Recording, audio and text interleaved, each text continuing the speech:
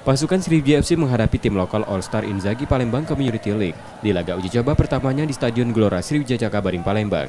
Pelatih Sriwijaya FC Budiarjo Talib menurunkan seluruh pemainnya. Meski tim yang dihadapi bukan lawan sepadan, Sriwijaya FC sempat kesulitan sebelum akhirnya menguasai pertandingan.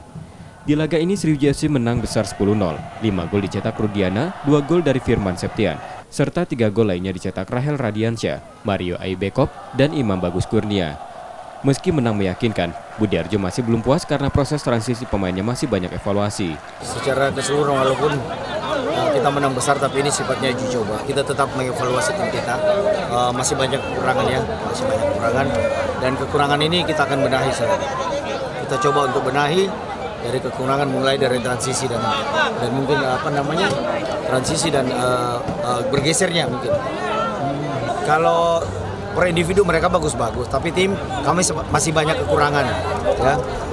Budiarjo masih membutuhkan waktu untuk menyatukan pemain yang mayoritas muda agar dapat bermain dalam satu tim. Nur Muhammad, Kompas TV, Palembang.